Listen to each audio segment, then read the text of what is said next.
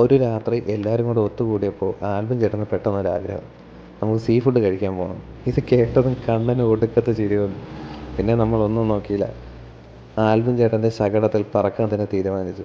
ഇങ്ങേര് ഈ വണ്ടിയിൽ കയറി കഴിഞ്ഞ് കഴിഞ്ഞാൽ ഫ്ലൈറ്റ് ഓടിക്കുന്ന ഫീലാണ് ഇങ്ങേർക്ക്. കത്തിച്ച് വിടുക എന്നുള്ളതല്ലാതെ രണ്ടാമതൊരു ഓപ്ഷൻ പുള്ളിക്കില്ല. അങ്ങനെ നമ്മളെല്ലാവരും കൂടെ പുള്ളിയും കളിയാക്കി പരസ്പരം കളിയാക്കി നേരെ ചെന്ന് നിന്നത് സാൽമൺ സീ ഫുഡ് റെസ്റ്റോറൻറ്റിലാണ്. 2 സെക്ഷനിലായാണ് ഈ ഫുഡ് കോർണർ ഉള്ളത്. അവിടുത്തെ സ്പെഷ്യൽ ഇതുപോലെ മസാല പുരട്ടി ലൈവായിട്ട് വെച്ചേക്കും. നമ്മൾ ഇതിൽ നിന്ന് കിലോഗ്രാം കണക്കാക്കി ചൂസ് ചെയ്ത് അവർക്ക് പ്രിപ്പറേഷന് കൊടുക്കണം. ഒരുപാട് വെറൈറ്റീസ് അവിടെയുണ്ട്. ഇതിൽ നിന്ന് ഒരെണ്ണം തിരഞ്ഞെടുക്കുന്ന ഓപ്ഷനാണ് ഏറ്റവും വലിയ പാട്. ആൽബിൻ ചേട്ടൻ അവിടെ നിന്ന് എന്തൊക്കെയോ പറയുന്നുണ്ട്, എന്തൊക്കെയോ കാര്യങ്ങൾ അവരോട് ചോദിക്കുന്നുണ്ട്, എന്തൊക്കെയോ ഓർഡർ ചെയ്യുന്നുണ്ട്. മിക്കവാറും ഈ റെസ്റ്റോറൻറ്റിലെ ഫുൾ ഐറ്റംസും പുള്ളി ഓർഡർ ചെയ്യാൻ ചാൻസ് കൂടുതലാണ്. എൻ്റെ ഊഹം തെറ്റിയില്ല, ഒരുപാട് ഐറ്റംസ് പുള്ളി ഓർഡർ ചെയ്തു. ചിപ്പി, കൊഞ്ച്, അങ്ങനെ എന്തൊക്കെയോ വെറൈറ്റി ഐറ്റംസ് പുള്ളി സെലക്ട് ചെയ്തിട്ടുണ്ട്.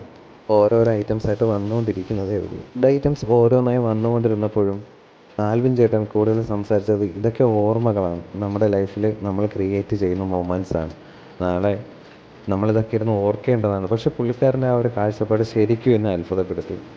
പല ടെൻഷൻ ഉണ്ടെങ്കിലും ഈ മൊമെൻറ്റ്സിൽ അതൊക്കെ നമ്മൾ മറന്നുപോകും. ഒരു കാര്യം പറയാൻ വിട്ടുപോയി, ഇവിടുത്തെ സുലൈമാനി ഒരു രക്ഷയില്ല. ഞാൻ കഴിച്ചാൽ ബെസ്റ്റ് സുലൈമാനി ഇവിടെ നിന്നുള്ളതാണ്. ശരിക്കും സ്വാദിഷ്ടമായ ഭക്ഷണം നമ്മളെ മൂഡ് മാറ്റുകയും നമ്മളെ സന്തോഷത്തിലെത്തിക്കുകയും ചെയ്യുന്നു. അതൊരു പോസിറ്റീവ് മൈൻഡ് ഉണ്ടാക്കാനും സഹായിക്കുന്നു എന്നുള്ളതാണ് എൻ്റെ അനുഭവത്തിൽ നിന്ന് എനിക്ക് പറയാനുള്ളത്. ശരിക്കും ഇവിടുത്തെ ഫുഡിൻ്റെ പാറ്റേൺ എനിക്ക് ഭയങ്കരമായിട്ട് ഇഷ്ടപ്പെട്ടു.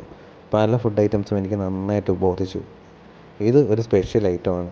നമ്മൾ നേരത്തെ കണ്ട വലിയ മീനുകളിൽ ഒന്നിനെ വാഴയിലയിൽ പൊള്ളിച്ചതാണ്. ഒരു രക്ഷയില്ലാത്ത ടേസ്റ്റാണ്. അതുപോലെ തന്നെ കൊഞ്ച് ഫ്രൈയും ചിപ്പി ഫ്രൈയും എല്ലാം ഒന്നിനൊന്നിന് മെച്ചം.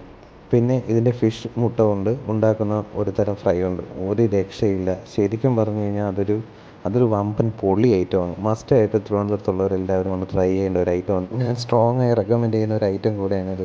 ഇതൊരിക്കലും ഒരു പെയ്ഡ് പ്രൊമോഷനോ കാര്യങ്ങളോ ഒന്നുമല്ല. ശരിക്കും നമ്മൾ ഇങ്ങോട്ട് ലക്ഷ്യമാക്കി വന്നതുമല്ല, എത്തിപ്പെട്ടതാണ്. ഒരു ബീച്ചിൻ്റെ വൈബിലൊക്കെ ഇരുന്ന് ഫ്രണ്ട്സുമായോ ഫാമിലിയായിട്ടോ ഒക്കെ നമുക്ക് സ്വസ്ഥമായിട്ട് വന്നിരുന്നു കാര്യങ്ങളൊക്കെ സംസാരിച്ച് കുറേ ഓർമ്മകൾ ഉണ്ടാക്കാൻ പറ്റിയ ഒരു സ്ഥലമാണിത്.